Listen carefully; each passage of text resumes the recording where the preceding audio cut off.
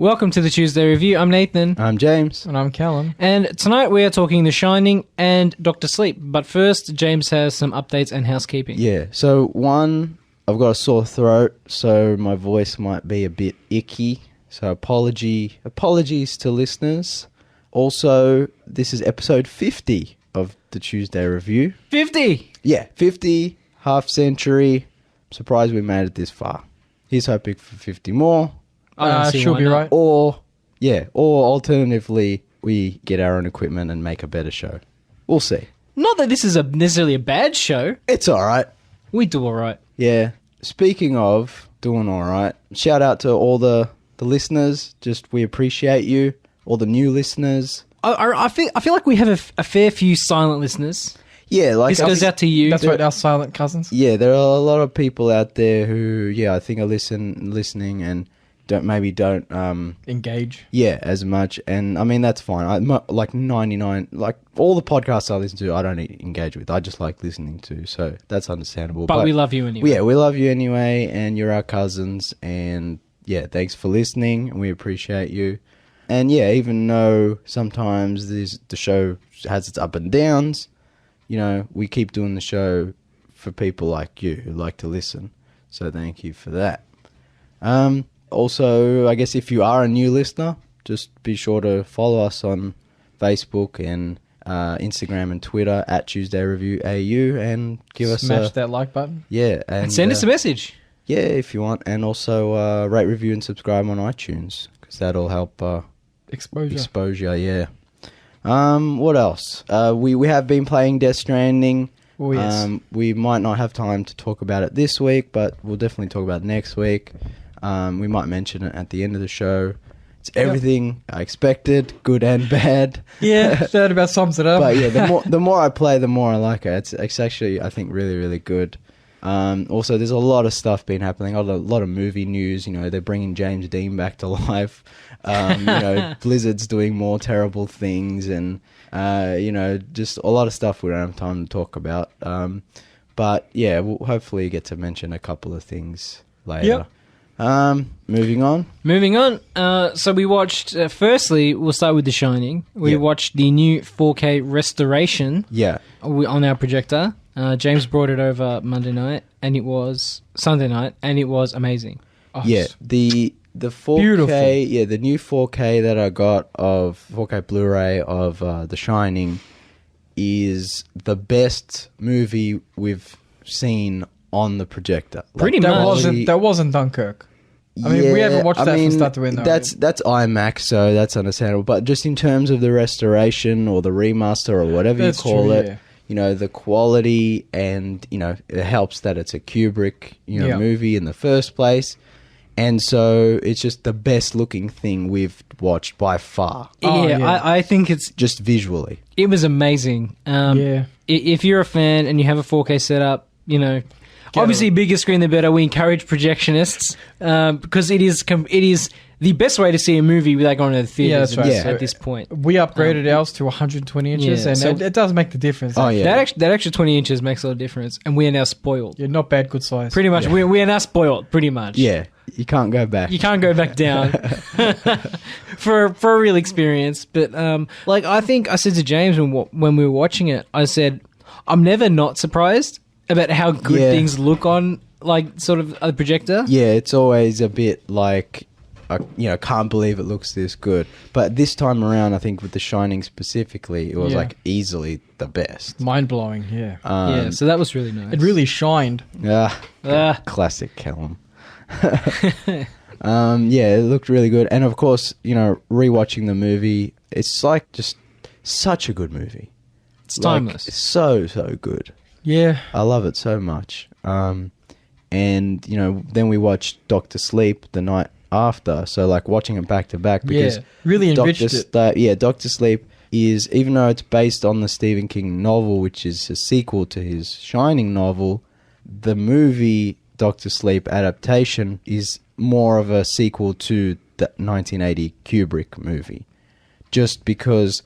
The Shining movie, the Kubrick movie, that's the one everyone knows and loves. It's iconic, yeah. Yeah, and that's the imagery from that is so potent, iconic and powerful that it made sense for them. Well, I mean, and even Mike Flanagan, the director, went to Stephen King. He's like, look, I kind of have to do it this way. Yeah, and Stephen King was like, yeah, all right, it's like, you know how Hurt was written by Trent Reznor and performed with Nine Inch Nails, but then Johnny Cash performed it. Yeah. And everyone was like, oh, that's the better version. Yeah, like, I mean... It's kind of a similar situation in which the book stands on its own and its own thing. If I'm not... But then Stanley Kubrick was like, I'm going to like blow this out of proportion. Yeah.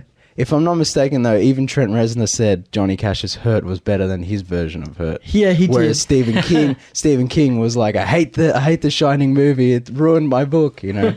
Which, to me, I mean, we'll talk about that in the Dr. Sleep review, but he kind of... Yeah, it's... There are points to be made. In terms of the adaptation, I can see why King was angry.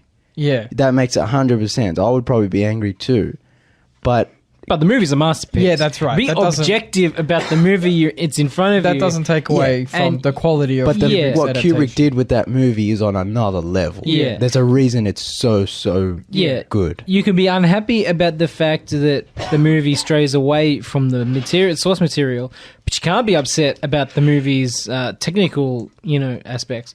Although we were surprised... Not just technical, it's just a masterpiece. The score the score's iconic. The score is amazing. The performances... We were surprised. We were looking this up Sunday night, and we were surprised to learn that it didn't get that much of a positive reception when it was released initially.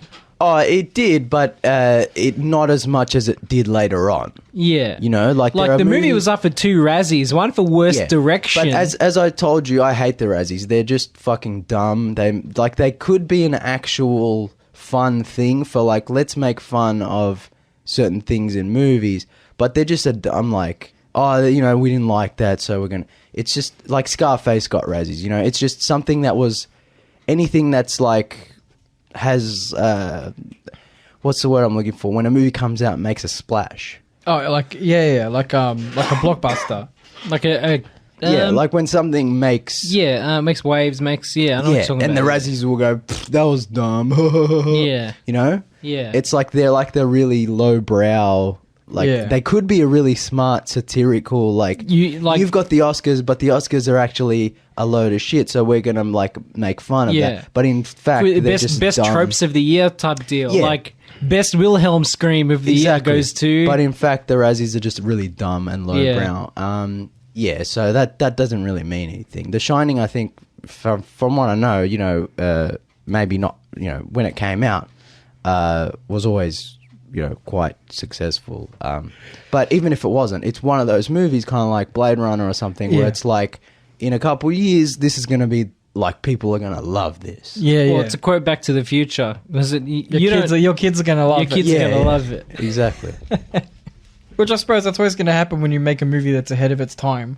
Yeah. People aren't going to understand it, that's so they're going to critique it. That's the other thing is the movies that stay around for 40, 50, 60 years and that people still talk about, at the time, people probably didn't know how to react to it. On a different topic related note, Bob Iger released his autobiography. And in this autobiography, he talks about Twin Peaks. And he says that his interference in Twin Peaks when forcing them to reveal the killer is one of his biggest mistakes in his career. That was him. Oh, Disney. Was he head of the network at the time? Shake my fist. He was one of the heads, and he forced David Lynch to reveal the killer. And he said to David Lynch, "Reveal the killer, or you're fired." So maybe it wasn't. Maybe the Disney problems were Disney problems after all, and they were Iger problems. I don't know, but he goes on to say in his book that he was catastrophically wrong, and the show never recovered. And he says David Lynch was just way, way, way ahead of his time. Yeah, but David Lynch was he's already always been ahead established. It wasn't like that was David Lynch's first rodeo. You knew if you were hiring David Lynch to make a TV show, even in 1990, you knew what you were in for. So don't act oh, we didn't know what he was going to do. But keep in mind, I'm sure Iger has watched a lot of movies. But I get the feeling that these executives also aren't necessarily in touch with the mainstream. We've talked about this before, though. They just jerk each other off. It's a corporate mindset. Yeah. It's not a creative coming from a creative person who goes, okay, so we know David Lynch was influential at the time, but maybe Bob Iger was too busy jerking himself and the other executives off to understand. It's more of a thing of Bob Iger being like, look, David, this is how TV is ran. Yeah. This is how we need to run it. It's purely a business. Like, we need the ratings. We need to reveal the killer so people watch. Bob Iger goes on to say that Twin Peaks is the first example of making television the way that it's basically made now on most non-network television shows. Yeah, watching Twin Peaks now might not seem so special, but considering it's a commercial TV show... So he says Twin Peaks has more... in like its construction, it has more in common with cable shows now or streaming shows, than it does anywhere else. I just thought that was an interesting A-side. Yeah, no, it was ahead of its time. So that's just quite interesting. Anywho, The Shining was also ahead of its time. Yeah, so The Shining, amazing. Dr. Sleep, the sequel. The book's been out for what, 5-6 years? Maybe a bit longer. I'm not sure. I'll have a look. And it's been out for a little while. Yeah, it was well received from what I remember, the book. Yeah, I mean, look, I read the book. I loved it. I really loved it. Yeah, but I mean, just generally... 2013, the book came out. Yeah, generally I think it was well received. And then they've been planning to adapt it for a while into a movie that could have been disastrous. But Mike Flanagan, the director, I really like him. He did Oculus, which is really interesting. He did Haunting of Hill House, which is like one of the best horror TV shows of all time. Dramas, just character dramas in general. Yeah, that was really good. Amazing. He did Gerald's Game, which was another Stephen King adaptation on Netflix. That was really good. He did Hush, which is a pretty cool like horror movie. So that guy, he's a really interesting filmmaker. He does a lot of horror. He's done Stephen King adaptations before. So his name being attached to the Dr. Sleep movie, I was like, okay, my fears are put to rest. Like, I think it'll be good. Ewan McGregor was cast as an older Dan Torrance. So I think that ended up being the best possible result in terms of director and casting. Yeah. But I felt bad for John Cusack because years before this was a thing, he was on Twitter being like, I really wish we could get a Dr. Sleep movie made. I'm interested. Yeah. He was reaching out to people for the role. Yeah. I'm I kind of want to see that version. Yeah, I think other than Ewan McGregor, like I would be interested to see his version. Him playing Danny Torrance. There were a lot of other names thrown around. None of those actors, I think, would have been as good as Ewan or even John Cusack. But I think we got, if not the best version, close to. I think Ewan McGregor's really good. Everyone's really good in the movie. The cast, amazing in this movie. Yeah, no, pretty much all the cast members are spot on. Yeah. I mean, look, we'll go straight to spoilers, but first I'll just say, like, if you had any reservations about Dr. Sleep, it's really good. Look, let me put it this way. I'm a huge Dr. Sleep fan. Yeah. And I take my adaptations... adaptations... had the lowest... Yeah. I take my adaptations of all materials very seriously. Yeah. And considering the changes that Kubrick made to The Shining, which are reflected in the adaptation of Dr. Sleep, the adaptation is very, very faithful to the source material. Yeah. And I loved it. You had the lowest expectations going in, and you really enjoyed it. And yeah, like you said, not only is it a really good sequel to the movie, the Kubrick movie, it's also a good sequel to the book and a good adaptation of Dr. Sleep book. You know, so it's like it even manages the best case scenario. The movie even manages to weave in plot elements from the original Shining book that Kubrick removed wholesale from his film. Yeah, which so it kind of comes back in the end, which is which cool. I think they did that to kind of try and flesh out Jack Torrance a bit more if they could. Yeah, because I mean, so with the original Shining book, Kubrick removed pretty much all of Jack Torrance's character building. That was King's main problem with the movie. So in the book, The Shining and Dr. Sleep, the core theme of both of these books is generational trauma. Yeah. And alcoholism through generational trauma. The reason Jack Torrance drinks in The Shining is because his dad was an alcoholic and his dad beat him. And so he grows up with those demons and then he drinks. Yeah. Danny drinks in Dr. Sleep because of the events in The Shining. Yeah. It's about cyclical traumas. Yeah. And escaping that cycle. Yeah. So when you remove all of the character building in The Shining, the Kubrick movie doesn't really deal with that. Yeah, it makes Jack a very unsympathetic character. Yeah. Nathan mentioned when we were watching the movie, he's like, "Oh, Jack Nicholson's kind of a sexist." I'm like, "Yeah, he's probably a sexist in the book. But in the book, he's also a more complicated guy." Yeah, I think that was, like I said, King's main problem is that in the Jack Torrance in the Shining novel was maybe maybe not the best man. He was a complex man who, like, slowly got more corrupted by the Overlook Hotel. Yeah, that's right. There was more, more past background to him, and then he was like eventually. Well, keep in mind when was The Shining written?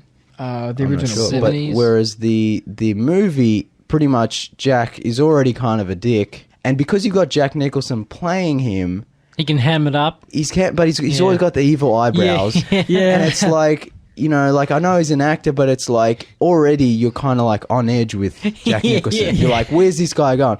And like, he's kind of unsympathetic from the beginning. The whole drinking culture, because the book came out in 1977. Okay. So you have to keep like the whole drinking culture of the macho man in the 70s. Like that's where Jack Torrance is a product of that time. And also his dad would have been like what? The Greatest Generation? If he had like if his dad was like 40s and drinking when he was a young man. Yeah. So the whole thing is about PTSD. Yeah, which PTSD wasn't even a thing in the 70s. Oh, I'm sorry, shell shock. If we're gonna be but do you know what I mean? Like, they didn't even know it was a thing. No, that's right. It was a thing, but they didn't know what it was a thing. You know, they didn't talk about it. Yeah, yeah. But anyway, we're getting kind of off topic. Not off topic. We're getting a sidetrack.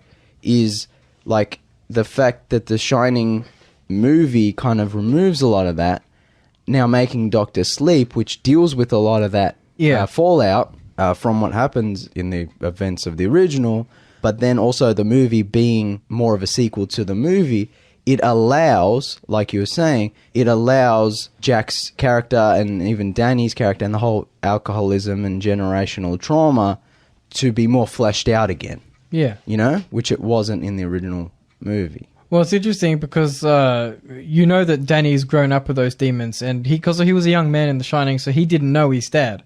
There's a line in the movie where he goes, he's at an Alcoholics Anonymous meeting, and he goes, "That's how I got to know my dad, was like drinking and being like angry and all these things. Like that's how he connected with his dad." Yeah. We're kind of just rambling, so I'm just going to announce full spoilers, right? Just in case people are for some reason listening. If you're on the fence about seeing the movie, definitely see it.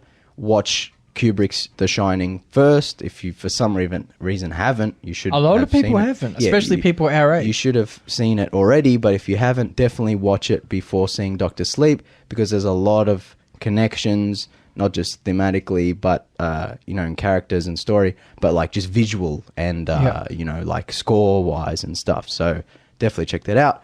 But if you're worried about Dr. Sleep, definitely check it out. It's really good. Full spoilers for Dr. Sleep. We're going to be spoiling all of The Shining, all of Dr. Sleep. Spoilers, spoilers, spoilers. Anyway, sorry, Callum, you were talking about... What were you talking about? Alcohol. Alcohol.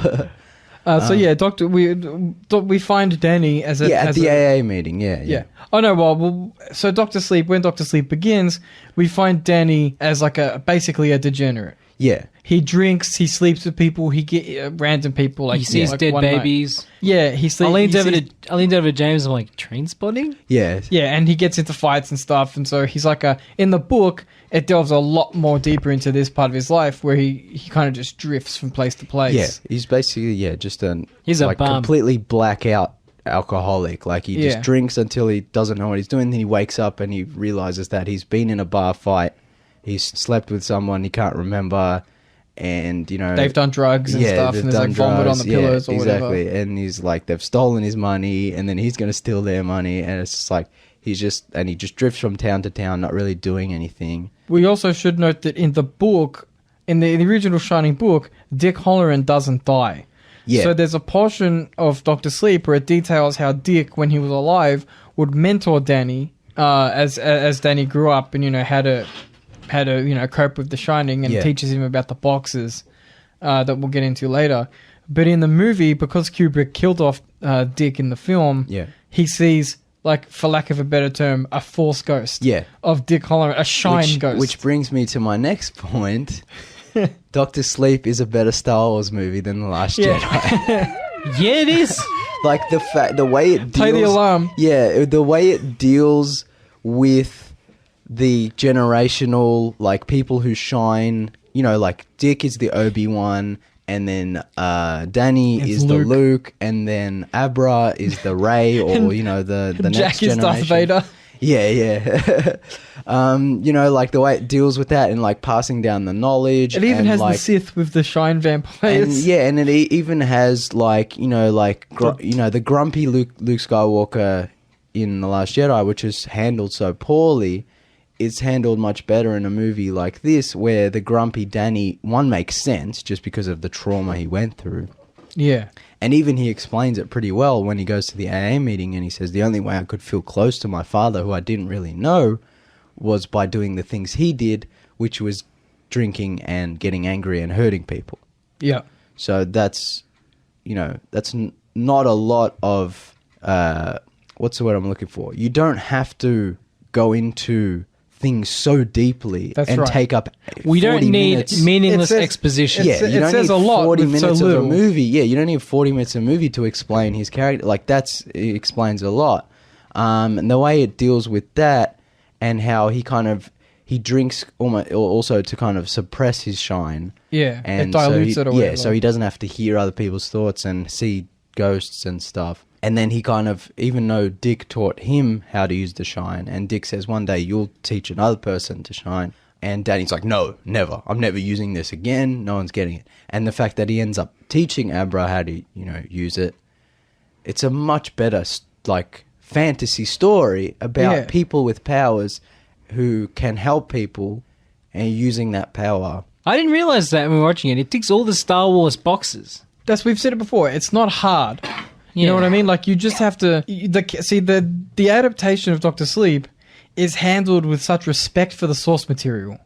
Because Stephen King really loved The Shining. And I think that his love for those characters and the world really comes through in the book. So the fact that when they were adapting it, they treated it so respectfully makes the movie so much better, because the book was crafted, like, I'm sure he was thinking about these characters long before he wrote the book. You know what I mean? Yeah. Like, a lot of thought went into decades. Dr. Sleep. I'm pretty sure King said he was like, he always wondered what happened What's to Danny Danny. doing? Yeah. But he's like, how do I make that into a story? Yeah. And it took him until, you know, 2013 to actually eventually the figure that out. And the movie strikes such a nice balance between being a good sequel to both the book, from what I understand through Callum, and being a good sequel to the movie. Yeah, I mean, so there are a few differences, like mostly to do with the hotel and of course Dick's presence, but like pretty much the whole essence of the book is right there. Yeah, and also the things they do change are changed for good reason. Exactly, and it's like it ends up changing it so that it can be both a sequel to the movie and an adaptation of the book. All of the changes are still done with the deepest respect for the source material. Yeah. Like, that's like, you know, sometimes I'll be on the show and I'll be having a whinge about something they changed, and I'll say it's because they changed it just to subvert expectations or because they don't care. I'm like, well, the changes have been done thoughtfully to improve the movie, not because the director has his or her own certain vision of what they want. Yeah. It's like, no, they didn't pull a Kubrick and throw everything out the window. No, it's a perfect marriage of a sequel to the book and the movie. Yeah, because it takes the changes from the movie, but it also takes elements from the book that wouldn't have been in if it was a straight sort of sequel, and it marriages them together. So essentially what happens is there's a young girl called Abra who has a very powerful shine. And essentially the bad guys of the film and the book are called the True Knot. And they're a bunch of, for lack of a better word, psychic vampires who travel the country hunting down kids who shine and feeding off that shine. Yeah. So the shine in the film is represented by steam. Yeah. And they don't call it shine, they call it steam. Yeah. And when they hurt kids with the shine and kill them, steam comes out of their bodily orifices or and whatever. And the True Knot can consume to breathe it in, and they can contain it in canisters to feed off it later. And if the more they feed off it, like the more powerful they get. And they can live for hundreds of years. Yeah, well, it's inferred they live for tens of thousands of years. Yeah, so there was one of the older...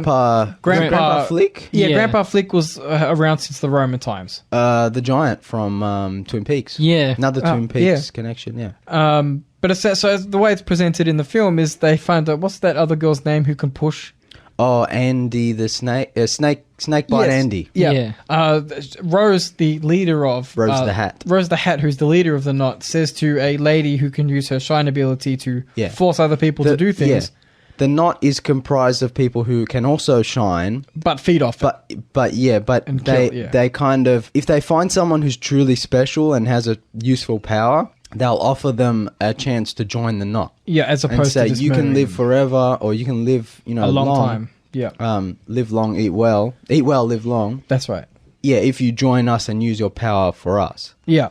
Otherwise, if they refuse, then they'll just kill them and feed off their steam. So essentially, honorable shout out to Zahn McLaren as Crow Daddy. Oh, Crow, yeah, he's good. He's a really good actor. That guy's in Fargo and Longmire. Yeah, he's in a lot of stuff. He's good. And Westworld, I think he was in Westworld. Yeah.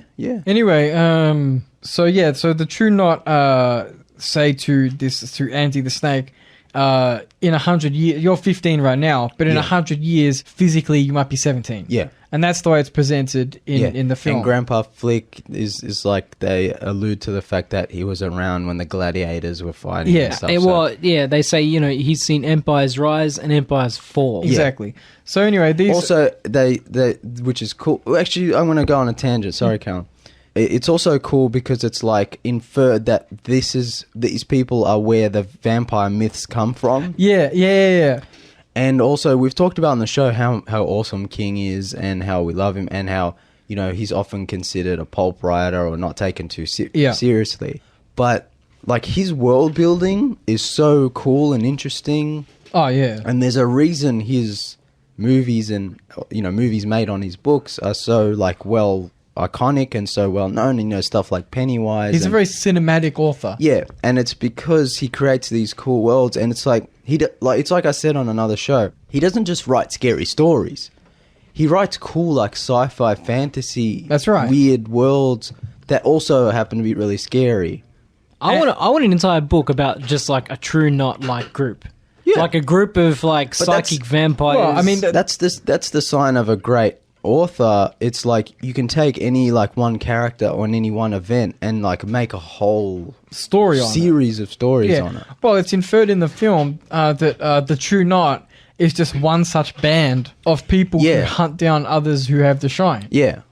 So like it's like it is possible that one day we might see a comic or a TV show or some other fiction, because Stephen King has traditionally been open to comics and other medias. Yeah. But we'll see. But anyway, so one day they sense Abra, who uses her powerful abilities to kind of find kids who go missing. Yeah, from like she can shine from a young age, but she's very innately powerful. That's right. She doesn't really know how to use her powers correctly. But there's two things. One, the movie infers that she's the most powerful person with the shining that the True Knot have ever encountered. And that even though Dick says Danny's the most powerful shiner, is there a word for shiny? Shiny, yeah. Recipient of the shine. Yeah, even though practitioner of the shine. Yeah. Even though Dick says Danny's like the most powerful person with the shine he's ever come across, Abra is like twice as powerful, like even more powerful. Well, so the thing is, we don't know how powerful Danny was when he was a young man, because Dick's dead by this point. Oh, that's another thing. The shine dulls as you grow up. Yeah, that's right. They also allude to that. To compare them, you need them at the same age. It's also possible that if you were like a monk, your shine would be just as powerful as it was when you were a kid. Yeah, but I think because Danny was so intent on dulling the shine. That's right. Which is kind of... It pollutes it. I think that's kind of King's point, is like the older you get, the less you use it, the less you believe. Yeah. And therefore... And like they say also like things like alcohol and all this, it kind of like, it corrupts it. Do you see why this is such a good Star Wars movie? Yeah, 100%. And it also comes around... I don't have a problem with Abra being innately powerful, just like Rey is innately powerful. But the way they go about it in the Star Wars movies is just Rey is automatically Superman. A demigod, yeah. But Danny has to train her. And has no struggle, has no learning curve, has no internal demons, whereas Abra, even though she's very powerful and doesn't really... It's uncontrolled. She doesn't really... I mean, she doesn't even have that much training from Danny, let's be honest. Yeah. She knows pretty well how to do things. Yeah. But the way... Like, she has faults. That's right. And she's not a demigod. Like, she can't fight Rose without Danny. That's right. And she doesn't have the wisdom to do what needs to be done. She needs to rely on other people to help her. Yeah. As opposed to Ray, who's like a one-man army who just will save the universe single-handedly, as we'll see next month. Oh, God. But, but also, Danny's still quite powerful. Yeah. For a man who spent most of his life trying to dull his shine, when he takes it out, he knows how to use it. Yeah, I guess we should talk about that as well. When he eventually gets sober, he gets much more powerful again, to an extent. His shine sort of starts coming back, and the Force ghost of Dick comes back and kind of tutors him even further. Yeah. And becomes his kind of moral compass, and he gets a job at a hospice. Yeah, so he volunteers for the hospice, but his actual job is running the mini train. Yeah, but like the hospice job where it might be a job, like an actual paying job. I think so, but anyway, like that's not the point. Is that's the central titular. That's why the story. Everyone calls him. I mean, can I say one thing I thought was a bit on the nose was everyone's like, "Hey, Doc." Because they call him Doc in The Shining, I'm like, we get it. I get it. That makes sense, yeah. But yeah, that's the crux of the story because he uses his shine to comfort dying people. And he uses it to kind of show them, something they like were close to in life. He joins in with their. So if let's just say they're dying, and in a hospice, there's like in real life allegedly. Dying people will sometimes see dead relatives or they'll smell things or hear things or whatever. Yeah. And so he can, using his shining, experience that with them. Yeah. So he can say, you're not alone. I see it too. Rah, rah. It's okay to die. Yeah. And that's how he contributes to this community. And like, it's not like he doesn't go around advertising it, but everyone knows. Yeah. At the hospice, everyone knows. It's like that unspoken thing. If it's their time, Danny will come. He's Dr. Sleep. It's like he helps them go to sleep. Yeah. Which is really cool, I think. And he uses his force. What's the force ability they use to sway people's mind? Jedi mind trick. He uses his Jedi mind trick as well. To be like, it's all right to be not afraid of death. Yeah. He sort of calms people down with just subtle push of influence. But it's a really mature expression of like the Shining or like psychic ability. Yeah. Like that's what I like about the Shining is it's not the force. Yeah, you're not moving. I mean, it's I not. You could it comes close. It is a psychic ability, but it's not like Professor X's telekinesis. It's not like the Force. It's more of like an empathic. That's right. Like supernatural, but in the sense of like ghosts. Yeah. Or it's like it's like memories, field of consciousness. Yeah, memories, kind of stuff. smells. Yeah. Like Dick says, like pictures in a book. That's right. Yeah, that's how it is to Dick. Yeah. But you can have like layers to your power where you can use like a mind trick or you can push. Andy has the ability to push people. Yeah, so depending on how strong you are with the shine, it can express itself differently. Yeah. Dick only saw like stills of like the people in the hotel, but when Danny was a young boy in The Shining, he experienced it more viscerally. Like physical, Although even as a man, Danny, I guess he could still be considered quite powerful in the way that he can exert his influence with The Shining through a few different ways. Like he has his little Jedi mind trick, but he also he possesses that. That's why like Dick says Danny was a powerful person with the shine because he has many abilities. Yeah, that's right. Whereas we see the True Knot, it seems like they pick people who have like one main shine ability. And also there's like different levels of shine. Like there's the baseball kid who just knows where the ball's going to be. Yeah, and he's a really good player because just psychically he knows where the ball's going to be and he hits it 100% of the time. So there are different layers of shine. But then you have Abra who's like... Yeah, and then you have Abra who's the most powerful person with the shine because she can do so many different things. So the True Knot find out about Abra, and essentially the crux of the film is them trying to hunt Abra and Danny having to once again embrace his powers to try and protect her and ultimately end the knot. Yeah. I hope there's like a really cool action scene with hunting rifles where Danny and... before we get... Let me backtrack a bit. So Dick, through Force Ghost mentoring, Danny teaches him how to lock away the ghosts that continue to haunt him. Like the Overlook Hotel has been boarded up. Yeah. And the ghosts there, the house itself was like a version of the True Knot. It's like a vampire house. It feeds off of people with the shine by like luring them there, and then the ghosts kind of devour them. And then the people who get devoured end up becoming ghosts within the Overlook Hotel. And then now Danny's grown up, and the ghosts continue to follow him from the Overlook Hotel, keep trying to get a bite of him.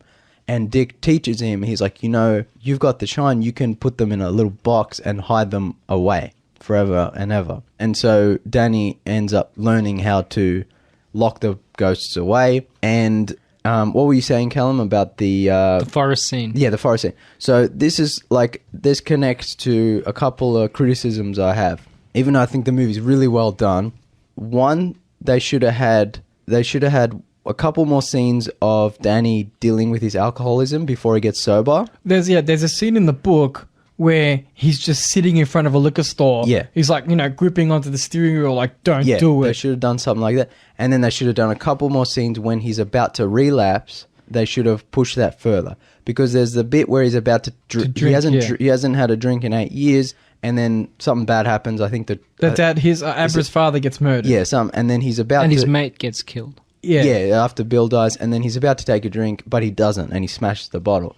Then at the climax of the film, when he sees the ghost of his father, and his father has now become Lloyd the bartender at the Overlook Hotel, because that's really cool as well. Like, the ghosts of the Overlook Hotel are like people the Overlook Hotel has claimed. Yeah, like consumed. And then it kind of just changes their roles depending on, that. I think that's really cool. Like, Grady is the waiter, but he was also once the caretaker. Yeah. And when Jack in the original movie is like, no, I know you. I've seen your picture in the paper. You're Grady, the caretaker. And he's like, no, I'm the waiter. And it's the same with Dr. Sleep, where Danny's like, you're my dad. He's like, no, I'm Lloyd the bartender. Like, I like it. The Overlook Hotel claims people and repurposes them. It makes them staff in its hotel. It's really cool. Shout out to having the balls to actually recast Jack Torrance and Little Danny. Oh, I wasn't sure I'd like it. That's another thing I liked about the movie, is that the actual like flashback scenes with young Danny and his mother, and like the Overlook Hotel scenes with Jack, and the recasting of like Grady and the other ghosts and the little girls. It's not done to be 100% like it's them kind of. It's not. Then it's the essence of the characters. They don't cast lookalikes. No, that's right. Which I liked. Yeah. Look, you know what? We could have got a really bad CG. Well, I was waiting because they recast. Obviously they recast the kid to play young Danny, and they recast the actress to play Shelley Duvall's character. What's the one? Wendy. Yeah. And I was like, okay, yeah, that's enough. And the guy who plays Dick Halloran's really good as well. And then, like, he goes to the Overlook Hotel, and I was like, are they going to do CGI Jack Nicholson? Because it's like, if you recast Shelley Duvall, it's like, people aren't really going to get mad, Yeah. But Jack Nicholson is like Jack Nicholson. So I was like, are they going to... But I'm like, but then that would be weird, Then if you're going to do Jack Nicholson, you have to do Shelley Duvall. You can't do one with, But they got Henry Thomas to do it, which is awesome. One, because he's the kid from E.T. Two, because he's the dad in Haunting of Hill House. And three... He did all right. He's in Gerald Game as well. But four, like... He's really good. He was convincing. Because he's doing his own performance. Now, he's not playing he's not Jack trying to be Nicholson. Jack Nicholson. Yeah. Now, that's... Like, obviously, there's an element of that, but he's not, you know what I mean? One really cool thing, and I got excited when this happened, and I leaned over to Nathan. When he's Lloyd the bartender, in quotation marks, he recites a line that says, "This is medicine, take your medicine, pup." And that's one of the key character building elements of Jack Torrance's character in The Shining, is his dad used to repeat that to him when he was about to beat him. Like, here's your medicine, take it, and then he would like hit him with his cane or something. Yeah.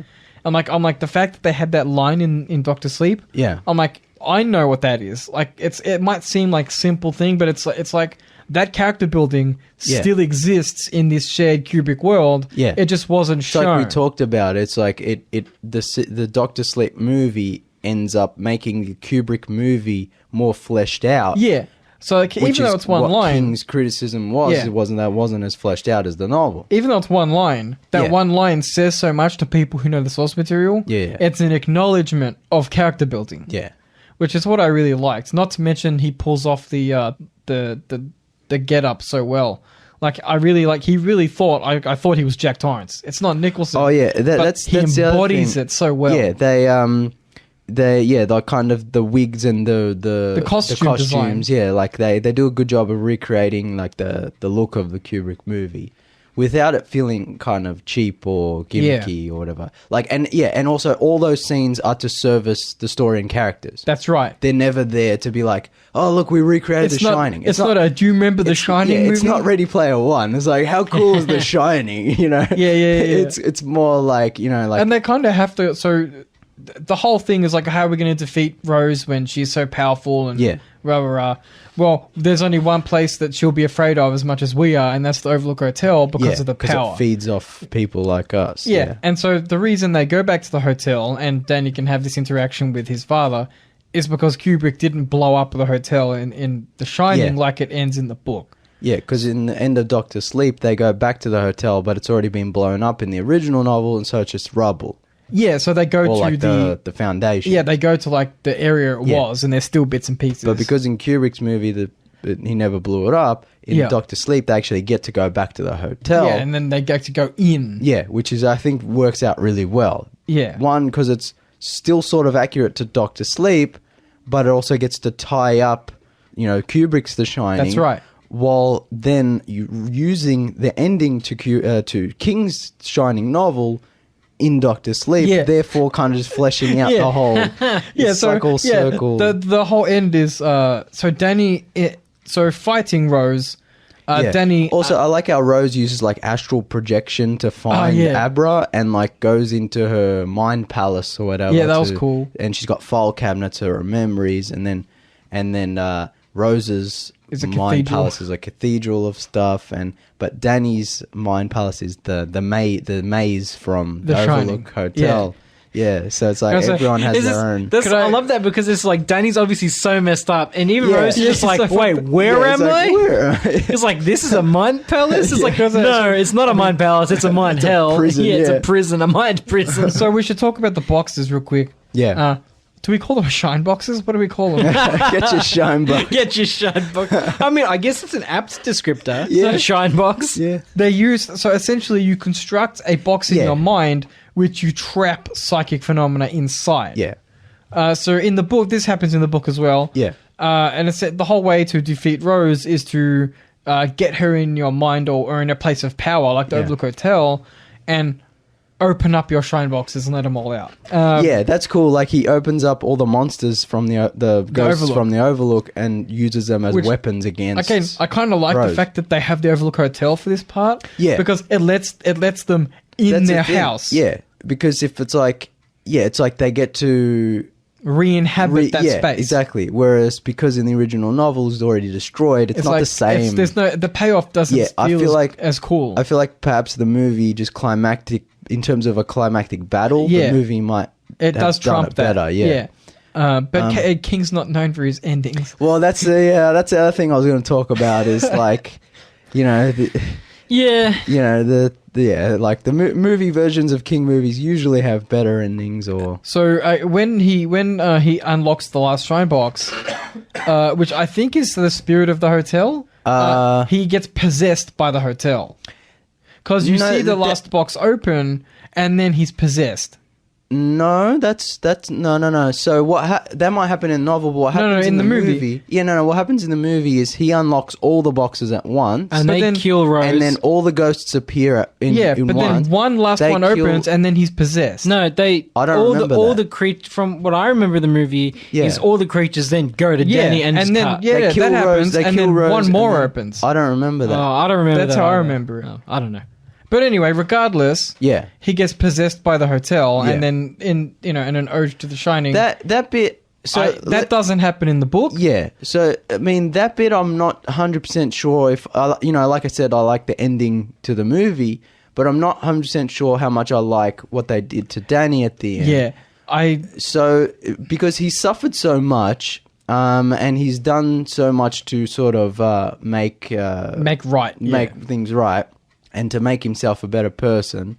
And so for him to survive the ending, which he does in the book, that would make sense. Like, I would be fine with that. And he suffers so much more in the book. Yeah. But in the movie, he gets possessed by the hotel and basically becomes his father and chases Abra around with an axe, which I felt was maybe too on the nose and also went against his character development of being a better man than his father was and beating his alcoholism. Also, it also kind of goes against the grain of all the protections he built inside himself. Yeah. Because he's aware of The Shining. Yeah. Like, I have a theory that the reason Jack Torrance was corrupted was because he had a small amount of The Shining. That's not canon. Yeah, no, but it makes sense. But, like, I'm like, well, maybe you have to be vulnerable. I thought you had to be vulnerable to be able to see the spirits in The Shining. Well, and he does see and interact with them. Yeah. So that's the thing. I think the fact that Danny at the end gets possessed and becomes evil, he like fights it off enough to blow up the hotel and sacrifice himself, but it felt kind of not cheap. But it that's actually an ode to the book. Yeah. So in the book, Jack Torrance does struggle against the possession of the hotel. Yeah. He's about to, because in the book, of course, he uses a big mallet, and he's about to kill Danny, and kind of Jack Torrance reasserts control for a moment, and Danny flees. Yeah. And then, of course, he's like, the house is like, wait, the boiler, and then the house blows up, and blah, blah, blah. And so that's how they kill Danny dies in this film, because before he gets possessed, he turns up all the stuff in the boiler room. Deliberately turns a boiler to blow up the hotel. But then he gets possessed, which wasn't part of his plan. That's right, and he can't escape in time. He becomes evil, and the hotel kind of forces him to go down and fix the boiler, but he resists. Yeah, he resists the temptation and therefore sacrifices himself in the explosion. That's right. And then appears to Abra later as a force ghost, like Dick did to him. So he's dead, but he can still It's like poetry, it rhymes. Yeah, exactly. It's that cycle generation. Which actually fits the themes of this movie better than it did like a Star Wars movie, where it's like the movie ends with Abra locking the Overlook Hotel ghosts away the same way Danny did when he was a kid. So it's like teaching the next generation, like handing the torch. That's right. Deals with it better than Star Wars. But I feel like the ending where he does die wasn't wasn't necessary. He doesn't deserve it. Yeah, like he could have just lived and like just become a normal quote-unquote person. So especially because Abra's father dies, and so now he can physically be her surrogate. Yeah, so he doesn't have to be a ghost surrogate. He can be a real surrogate. In the book, Billy lives, and they kind of all leave together. Okay. Well, that's another thing is, so going back to my criticisms that I was talking about, is that, then in a couple more scenes with him dealing with his alcoholism before he gets sober, because then there's an 8-year time jump where he's been sober and he's been working at the hospice. I would have maybe liked one more scene at the hospice, maybe more. It doesn't have to necessarily be a Dr. Sleep scene with him comforting someone, but something around that kind of environment. Then I would like another scene of him like fighting the temptation to relapse. Yeah. Because after he throws the bottle and doesn't relapse, then at the climax of the film, when he sees his father as the bartender and his father keeps trying to get him to take his medicine, to get him to drink, we've already seen him reject the temptation. Yeah. So it's not as powerful when he rejects his father's, force, like trying to force him to drink. So they should have maybe even had him relapse. And then the first time he refuses to drink after that is when his father, as the ghost bartender. Do you know what I mean? Yeah. He's already relapsed, but he's going to get clean again by refusing his father. It's like a more powerful, emotional.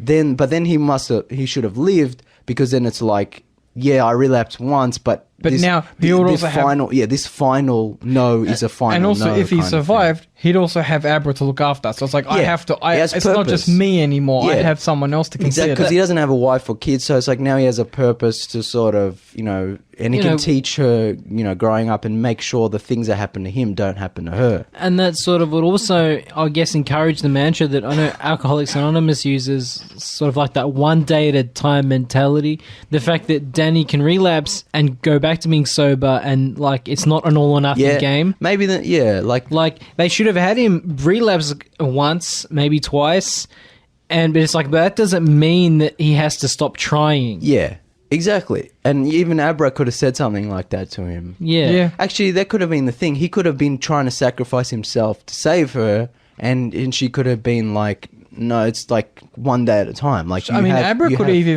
have even tried to push the hotel out of Ewan McGregor, out of Danny.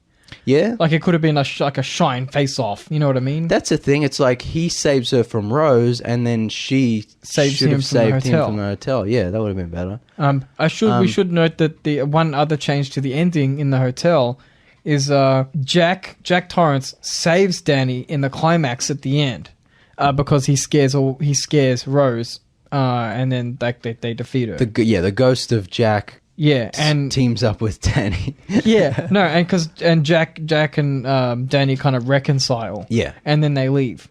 So you get that moment where, like, Danny as a grown man can approach Jack, and there's like an understanding. Like, I forgive you, kind of. Yeah, thing. Yeah, and like that kind of makes it easier for Danny. Yeah, like I feel like they could have worked that in maybe somewhere. Because I feel like even though they do add these, I like how Danny defeats Rose in the movie, and I wouldn't change that, but adding the element of like forgiving your father and therefore forgiving yourself and therefore breaking the cycle. Yeah. So the problem, like, I understand they're trying to add that character development arc with that line, take your medicine. Yeah. But they still present Jack as a very unsympathetic guy because now he's controlled by the house. He's an evil guy. He wants to corrupt Danny. Yeah. I'm like, the book handles it a lot more gently. Yeah. And that's one thing is like we're saying, like the cycle and the generational handing the torch and stuff, like that's fine. And I think it works in the movie. But if you start to question it like we're doing right now, or overanalyzing it, it brings up the question of Abra's future. Yeah. Where if Danny's father was corrupted by the Overlook Hotel and then was traumatized and then grew up to be an addict, and then he was killed by the Overlook Hotel, and Abra grows up like demons. It's clearly not implied that she's traumatized, but it's also kind of like, well, you're showing this cyclical thing, and it's like, he should have just survived at the end. Because one thing we do know, breaking the cycle would have been more important than showing the generational one thing we similarities. Do know is that locking away the ghosts doesn't stop the demons. You know what I mean? Yeah, exactly. Like, Danny locked away the ghosts when he was a young man, but he still became an alcoholic. That's the other thing is, like, once the hotel is destroyed, we see that the ghosts still haunt Abra. That's right. Does that mean these ghosts are just always going to be there? They latch on. Yeah. So maybe if they were going to do that, then they should have maybe made a point of, like, Abra is now the champion, the hero of, she's like a shine superhero. Yeah. It's like they should have made more of a point of her being like, well, now I'm going to go around and make sure these ghosts don't hurt anyone ever again. And I'm going to make sure there are no other True Knot style psychic vampires around. Yeah. And she becomes like a supernatural, what are the Winchester brothers, like going around town to town kind of thing.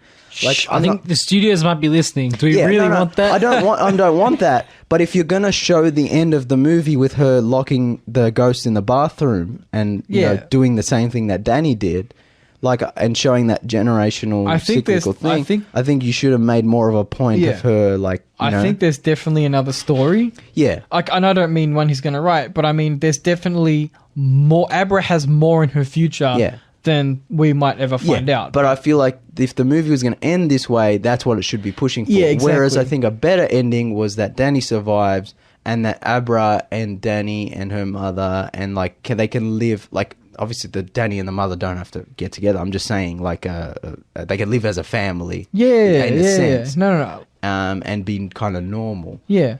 Not to say they'll ignore supernatural things, and not to say that if the true not vampires resurface, you incorporate it into your life. Yeah, exactly. Yeah, it's like a which is what more Danny, healthy. like, like a more healthy, healthy way of shining. Yeah, exactly. So again, back to my criticisms because we keep getting sidetracked. So I said we need a couple scenes of drinking, a couple more scenes of this, a couple more scenes with Abra's father. Yeah. I can understand the mother not being as fleshed out because at the end she comes back and it's kind of like, well, the mum's there and they live happily ever after. But the dad being killed off. And the fact that there's a point in the film where Danny gets to Abra's house and is like, I need her help. And the dad's like, who the hell are you? What the hell is going on? And then a couple, he's not a child predator, I swear. It's like a scene later and the dad's kind of fine with everything. Yeah. There needed to be one or two more scenes of the dad talking to Abra about her abilities. The trust thing, and trying to understand them and going like, maybe can you show me? Like, I don't understand. And like then when Danny does get there, the audience already knows that the father's trying really hard to be on board. Do you know what I mean? It would have been even cooler if one of the parents was like, well, when I was young, I thought I saw things too. Well, yeah, maybe... You know what I mean? Like, maybe this isn't so crazy because I used to see people when I was little, but it went away. Exactly. Maybe the dad could have been like... Maybe I think there's a point in the movie where the dad's writing a book or something. Yeah. And I can't remember, but I think he's writing a book about African-American history. I might just be making that up. But he says something. It was definitely something non-fiction. Yeah, like it's like about an event in American history or something. I can't remember. But what if he was writing a book on supernatural history or ghost side? I'm talking. Maybe he could be writing a book about the Overlook Hotel. Yeah, or maybe they could have worked in an Easter egg where he's writing a Stephen King novel. Like he's writing it or something, Yeah, like that'd be cool. It's like a joke, but like he just works. It's like all work and no play makes. Yeah, but I'm saying like the dad should already be in a place where when Danny comes to the house, he's open to it. He's kind of like, okay, I understand, and that way it'll make more sense. And also the fact that he gets killed, one, it would make it sadder because we're already more sympathetic to his character. And two, it's just like because we know his character dies. It's kind of like we need a bit more character stuff. Yeah, there. a little more work. Also, with Billy, Danny's best friend, who helps him get sober, needed just a couple more scenes of their relationship, especially with that 8-year gap. Yeah, definitely. That's a long time. You don't really see a lot of the relationship. And then when Danny says, "Look, do you trust me?" and then just tells him he's can do the shine and there's a dead kid and then he has to come. And it's like, okay. And then they find the dead kid and he's like, all right, you got those guns? And then they just kill all the guys. And I'm just there could have been a couple of really good scenes where Danny shows Billy people dying at the hospice and Danny showing his ability to... I think realistically, over an 8-year period, I think Billy would know that there's something special about Danny. Yeah, but that needs to be visually shown in because this is a movie. Like, Billy's mum might be passing away or something. Yeah, exactly. Someone close to Billy, and Danny could be like, "Look, I'll help you out." That's a good point. There should have been maybe one scene where Danny takes Billy to the hospice and shows him his abilities, and there should have been another scene where maybe Billy has a childhood trauma or something tied to death and ghosts and Danny helps him out. And Danny locks it in a box. Yeah, and that way when Billy agrees to help Danny and when Billy is quite ready and proficient with a rifle at killing multiple people, there's more of an explanation to that. Because, maybe he was in the army. Yeah, just something like they just dropped I used to go hunting. I think it would be more interesting if Danny uses the shine to help resolve some issues he had with it. Like maybe he toured that's the Middle thing. East. Actually, that's the thing is we know Billy was at one point an addict as well. Yeah. And so Maybe they should have just explained, like, he was an alcoholic because he had PTSD in the war, or something. And he can use The Shining to help resolve those issues for Billy. And also that way, when Billy kills those people, it's like, one, it makes sense because we know why he's doing it, but two, it could have a very, very profound effect on his character.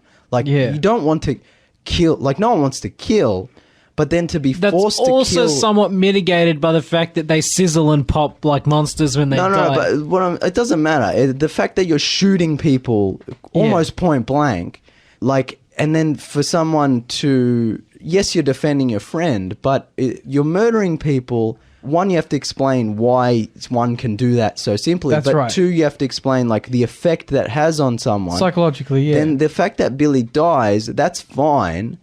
But for Billy if Billy is dying, Danny should have done his Dr. Sleep routine with Billy and being like, it's all right. You killed those weren't people. You were killing monsters. You were helping me. You were helping Abra. It's okay. Don't be afraid. That's right. Yeah. I agree with that. Yeah. One more criticism. That 8-year gap, it's like, it starts with, Danny getting sober and getting the job at the hospice. Then he gets a room at, like, a share house, and there's, like, a chalkboard on the wall. And then he gets a message written in the like a psychic message written in the chalkboard, and it's from Abra. And she's just so innately powerful that she's just, like, throwing out psychic messages and hoping someone responds without thinking anyone ever will. But Danny, because he's also powerful, and he's sober now and he can hear her, and they become psychic pen pals. But then there's an 8-year gap, and you don't really get a sense of their daily back and forth. Yeah. There should have been a cheesy 80s montage of, like, her going up, getting ready for school, and he's like, how did the test go today? Like, don't forget. Him ironing his clothes. Yeah. And he's like, good one, Abra. Yeah, exactly. Like, they needed to really nail that kind of back and forth over 8 years where she's growing up and becomes a teenager. Establishes their relationship more solidly. Because the movie just kind of skips that, and then he's just like, have a good day at school, and then, like, all the murder stuff happens. And she's like, and then she tracks him down, and I'm like, well, it's been 8 years. Are you telling me they didn't try, like, she didn't try before that? I know she says something like a throwaway line, like, I thought he was imaginary or something, but I'm like, they needed to flesh that out more. Yeah, I agree. Now, in saying all these criticisms, these are I'm making a lot of noise about them and, overanalyzing them. These are very small things in what is otherwise a very good movie. That's right. That everything I'm saying is just adding a bit more meat. Just fleshing it out a bit more. Just fleshing out a bit more. Whereas with all that stuff not in there, it's still a damn good movie. It's still, beat by beat, you still know everything that's going on. You still know everyone's motivation. You still know all the character development moments. It's still very well made. To its credit, it's a long movie, but it doesn't feel its length. Yeah, and it uses that length, even with the missing things that I've been talking about, it uses that length to its advantage. It sets things up slowly and moves slowly. Much like The Shining. Exactly. The movie's not in a hurry. Yeah, exactly. It's not a modern horror movie where it's just jump cuts and jump scares. 80 minutes. Not 80 minutes of jump scares. Exactly. Yeah. It's like a slow-moving drama, like the original Shining. It's like a slow-moving character drama with horror moments, and that sets up characters, throughout the world, and it does a good job of explaining. It even, to some extent, humanizes the Knot, like it does in the novel. Like, the characters they are technically humans. They do love each other. They are sad when they die. It's, they do grieve. Yeah. I like the Knot. It's not like, they have like... They're not faceless ghouls. Yeah. Yeah, exactly. They're not just like, they're actually like a family. That's right. Of like traveling, like nomadic... Shrine gypsies. Yeah. Yeah, sort of. It feels like... What's that Clive Barker? Nightbreed. Oh yeah. The Cabal. Cabal, yeah. Yeah. Like they're a cabal of like supernatural psychic. Yeah. Family, That's kind of cool. But they also happen to be, terrible people. Vampire murderers. I like how they physically showed, like, when she was the last one, she had, like, the grey hair, because all their lives are sort of tied together. All the essences in the knot are sort of dependent on one another somewhat. I don't remember that. Her hair got all grey when she was the last one, and then she went and huffed some paint, and it went like she got more colour back in her hair. No, that was because she hadn't fed in a while. Yeah. So so if you rely on the steam or the shine to live long, then if you don't feed off shine for a certain amount of time, you start rapidly aging. Yeah, like Grandpa's beard was grey, and then when he huffed up more steam, it got more colour. Yeah. So I thought it changed. No. So like Grandpa had lived for thousands of years, presumably. But they mention in the movie that it's harder and harder to find people with the shine. They have less steam. Yeah, I love that. It's like this generation. It's like that kind of like, it's all the Netflix. Yeah, it's like, no, I don't know if it's the cell phones or the Netflix, but kids aren't shining anymore. Well, look, there's more radiation going around today than there used to be. If that has an effect on the steam, I bet they shined more in the 80s. Am I right? I don't think it's in radiation. It's just like, it's kind of like where, like what King was saying, where people get older and they don't shine as much anymore. It's like they just stop believing in it. And they stop having an imagination. So it's like if you're distracted all the time by stuff, you don't have innate magic, Yeah, that's right. But it's like, if you don't feed for a while, you start aging to your natural state. age. So then we see when they get killed or they don't, they die of natural quote unquote causes like Grandpa does. Yeah, cycling. They cycle and they kind of rapidly age to their original age, which is hundreds, thousands or thousands of years old. Yeah. And they kind of dissolve into dust. And then everyone breathes in that steam. Yeah, that was cool too. It's like they're all grieving over Grandpa and you kind of feel sympathetic for them. And then as soon as he... Like wolves, they rush in. Yeah, they kind of like, they're like vultures. Yeah, that was cool. The visual, like Mike Flanagan, I think just the horror moments, the visual, like the glowing eyes of the knot, the bit where they're torturing the baseball boy, like Jacob Tremblay, like that kid's really good. He's like screaming and it's like, it's so unsettling and disturbing. All those the horror moments are really top notch, like really disturbing. Yeah. That was really good. The special effects, by and large, are pretty good as well. Yeah. It does rely on special effects, but not... I feel like most of the movie's practical, and it only uses special effects to kind of articulate the psychicness. Yeah, I feel like the CGI there isn't like in your face, ugly. What's the word? Like flubbery, flippy floppy. Like I say, it's just sometimes if it is noticeable, it's like very brief.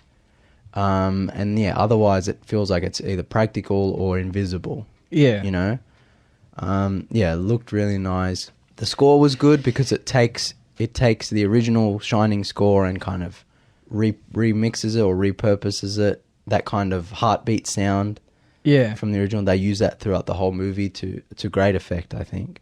Yeah. All the cast is really good. Yeah. Go watch it. Really good movie.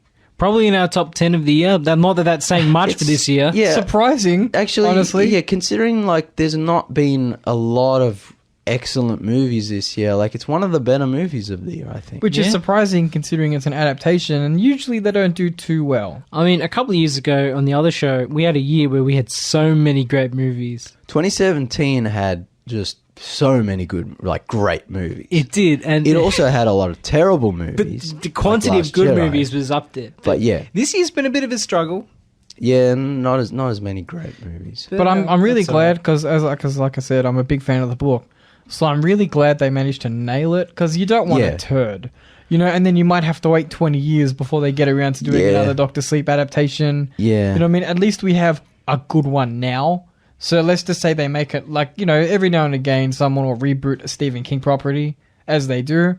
So even if they make another Dr. Sleep movie in 30 years and it sucks, well, at least we have this one. Yeah, it's not like a Pet Sematary or something where you just kind of like, they need to redo this again. Yeah. But this one, it's like, no, we're good for a while. Yeah, like... it's like, The Shining movie might not be the best adaptation, but it's like it's you're done. Like it's no the more. definitive You can't. version. So then this movie being like a really good sequel to both the novel and the movie, it's like, all right, we're good. Yeah, we're good. Kind of tied over. For although in typical Hollywood fashion, apparently before the movie didn't commercially do as well as they thought it would. Dr. Sleep. Yeah. Oh, that's disappointing. So something on like American dollars on a budget of $55 million, it's made about 34. Oh. So we don't know if it'll happen, but before the movie, the studio was so confident of the movie's success that they greenlit a sequel in quotes, but it's really a spin-off. Halloran, it's currently titled, based on our boy Dick. Yeah, I don't know how I feel about that. You know what? It depends if they explore. So Dick Halloran is in It as well as The Shining. Yeah. Because keep in mind The Shining If book. they did, sorry, Callum, go on. The books are set earlier than the movies are set. So in the novel in King's novels, Dick Halloran was a friend of Mike's father or grandfather. I can't remember which. So he goes way back. And he uses his shine to escape the Black Knight. Spot, and so on and so forth. So he has an interesting life that they could talk about. It's just a matter of adapting that to the more modern era. So maybe he was in Vietnam, or he was. Well, no. Well, remember the movie takes place in 1980, so roughly his age would still match up to the book because the book was published in 77. So it still makes sense. Yeah. But what's that show, Castle Rock? Where apparently you guys were telling me the second season is about young Annie. Kathy Bates. Yeah. Annie Bates. Annie Wilkes. Annie Wilkes from Misery. Yeah. So I'm like, if they did a season about young Dick Halloran or something, I'd be on board. Yeah. But like a spin-off movie or show, I don't know how I feel about that. I feel like if you're going to do a spin-off movie or show, like make it about the True Knot, or a True Knot affiliate group, or whatever. You know, a True Knot style group. Or like... I don't like we were just saying. I don't want a sequel with Abra, but also Abra becoming a hero and like going around and fighting like bad a John. guys. I think like a John Constantine. Fuck, that would be cool. Oh man, Abra Stone, psychic detective. Like, I'll be down. All right. I changed my mind. And she meets a guy with The Shining with a brown coat and he smokes a lot and he's from London and his name's John. No. I don't have to reference his surname. No. You don't no crossovers. Yeah, no crossovers. Just a little bit. No crossovers. Okay, I'll change my mind. Maybe I will be down for that. But so that's what I was saying. Like Stephen King's such world, fertile ground. Yeah, like his worlds and characters and like weird sci-fi fantasy stuff. Like that's cool. You can make any spin-off. Well, The Outsider, which they're turning into a show for HBO, or is it what other cable? I think it's another network. I can't remember. But I'm reading the book, and it's in the same universe as the Mr. Mercedes TV show. Yeah. I didn't know that. So I'm like reading it and I'm like... TV show? Well, I'm assuming because the book Mr. Mercedes is a TV show and The Outsider is a TV show. No, but so the book you're saying takes place in the same universe as the Mr. Mercedes books. Yeah, I'm assuming the TV show will as well. No. Unless it's the same network, I wouldn't see why they would connect it to the Mr. Mercedes TV show. Unless they recast everyone. Yeah, no. So how do I explain this? The Outsider book is connected to the Mr. Mercedes book. I know, The Mr. Mercedes TV show is not connected to the Outsider TV show. I know what you're saying. Yeah. But characters from the Mr. Mercedes books are physically important to the Outsider novel. So, but in the Outsider TV show... They'll just change the plot. They'll just they'll rewrite it or they'll recast. And so you don't have to have watched the Mr. Mercedes show. Unless you don't have to have read the Mr. Mercedes trilogy to understand. But that's what I'm saying is I'm just saying that's interesting. It's interesting because, like we say, it's all connected. All Stephen King books are connected. But I just wanted the wording to be more clear there. Where I don't think the Outsider is going to have Mr. Mercedes characters from the TV show version. But you can make a spin-off to any of his books or like the Castle Rock series, like any of his books or movies, or there's a lot of fertile ground there. He's releasing more books every year. Have we got Are they doing an adaptation of The Institute? They are. Yeah. I think like the day Before it even came out? No, I think it was like the day it was released, they inked the deal. Yeah. I'm like, it's a good time to be Stephen King. Yeah, no. I mean, as many bad ones as there are, there's as many good ones, or even more. So he's one of those interesting. Usually, when authors get older, they lose that fire, and their work gets like duller. But Stephen King's interesting because I feel like his works honestly just get. I don't want to say they get better, but his writing he's got a more cinematic. He has a more cinematic style than he used to. Yeah. So his works are very. They adapt well. They adapt weller now than they used to. So everything he releases now is pretty much good for a TV show or a movie. And like I love his work. Yeah. There's only out of the last 15 years of his work, there's one book I don't like, which is Revival. I didn't like it at all. Okay. But that's like he releases like a book a year. I mean, that's a good batting average. Yeah, we talked about this one time where it's like if you release a book a year, even if only once in a while, it's a good one.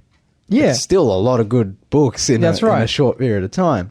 And like I said, like there's been, some not so great adaptations, but some really good ones, even in the last few years. Yeah. So, In the Tall Grass came out this year. I really like that. So a few years ago, 11/22/63, that was a good adaptation. Yeah. Gerald's Game we talked about. So looking forward to the future of King. Hopefully one day they'll do the Dark Tower justice. I think we talked to. I mean, yeah. And hopefully the Stand movie or TV show will never get made, and I won't be forced to suffer through that shit. I think the problem with his big epic, with the so 11/22/63 is an epic, but they did that justice because they gave it a lot of episodes. It was a miniseries, wasn't it? Yeah, like they kind of gave it room to breathe. They need to do the same for like Under the Dome.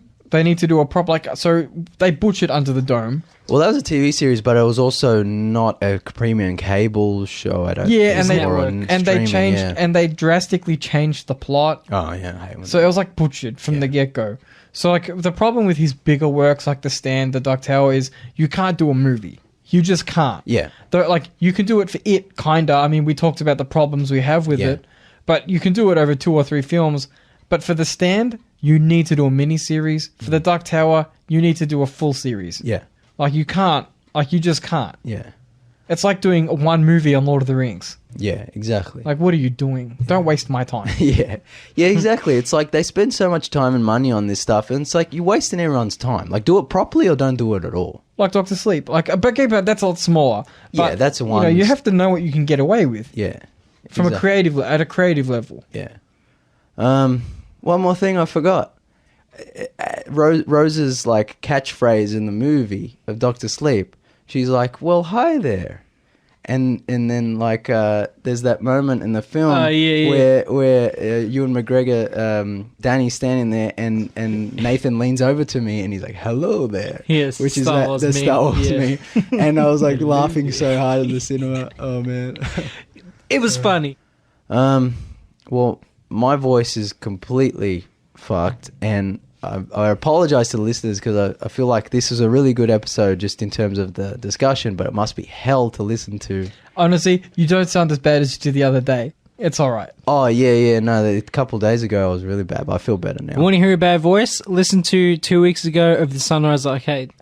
Why, you had a cold? Jake had the throat issue going on. Yeah. He sounds like death. Yeah. It's going around. Well, the lucky thing is I don't have a blocked nose, so it's not that bad. Somehow I've escaped. Oh, yeah, look, I've been hanging around a few people with this current whatever sort of virus is going around, and I've escaped it. Well, I think... Maybe we're the carriers.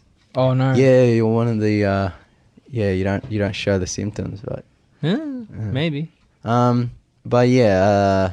We won't talk about Death Stranding because save it up. I'm a bit tired, and that we could talk about. For I was going to say maybe quite a while. Hours. We've been going an hour and a half roughly now. I think maybe we can save that for next week. Where we can do it some justice. Do a whole show on Kojima. Yeah, we'll just quickly mention there's new Batman casting news. Andy Serkis has been cast as Alfred, which is interesting. Is he going to play a CGI Alfred? That's what I was going to say because Colin Farrell has been cast as the Penguin. And I was like, well, Andy Serkis would make a good Penguin, but he'd probably want to do a weird motion capture version of the Penguin. And I'm like, no, just Andy Serkis with maybe some makeup. That would be really cool. But yeah, apparently he's playing Alfred, which is... We'll see. I mean, it's interesting because he's not that old. I mean, he's in his 50s maybe. But it's also a younger Batman. I mean, yeah, true. And I mean, they can age him up. Yeah. He's a good actor, so and it'll be great to see him not in a motion capture CGI because he's obsessed with that shit. But he's a good actor without all that shit. So I just want to see him. I really enjoyed his performance in Black Panther. Like, I want to see more of. Yeah, I just want to see him. Act. Yeah, not fucking be hidden behind all the. As much as I love that stuff, it's it makes Ian McKellen cry. We don't want to see it. Yeah, exactly. And Colin Farrell's an interesting choice for Penguin, so we'll see how that turns out. I think he's an interesting actor because for like 10 years they tried to make him this big action hero, and he's not an action hero, and all those movies sucked. But he's a great dramatic actor. Oh, Killing of a Sacred Deer, my God. Like, so good. And in Bruges, fucking hilarious. Like, just so good. So, yeah, like, interesting cast. I mean, all the casts have been really interesting so far, and we just have to see this movie because they're promising things they probably can't live up to. Definitely. So are we going to get our sort of neon-soaked noir Batman? Yeah, probably not. Yeah, they're promising all this cool detective stuff and all these great casts and all these villains, and the movie's going to come out. It's going to end up being like Batman and Robin and Batman vs Superman. I'm gonna lay down a prophecy. Yeah, we're gonna like it. Not the best movie, not the worst.